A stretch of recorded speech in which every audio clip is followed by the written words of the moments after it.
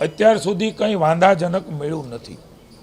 મારે ડીજીપી સાથે વિકાસ સાહેબ સાથે વાત થઈ છે, માનનીય હર્ષભાઈ સૂચનાઓ આપી છે, ચેકિંગ બાકી છે, ત્યાં પણ શરૂ છે, પણ અત્યાર સુધી કોઈ વાંધાજનક વસ્તુ મળી નથી। સંબંધિત શાળાઓએ શિક્ષણ કાર્ય સ્વાભાવિક છે કે આ પ્રકારની ધમકીના કારણે જોખમ ન લઈ શકાય એટલે એ બંધ કરી છે।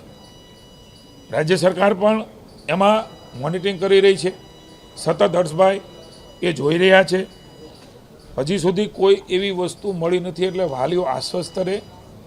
આપણે પ્રાર્થના કરીએ કે કોઈ વસ્તુ મળે નહીં, મળે તો પણ કેન્દ્રની સૂચનાઓ અનુસાર આપણી રાજ્યની પોલીસ માનનીય ભૂપેન્દ્રભાઈ અને હર્ષભાઈની સૂચનાઓ અનુસાર સતર્ક છે।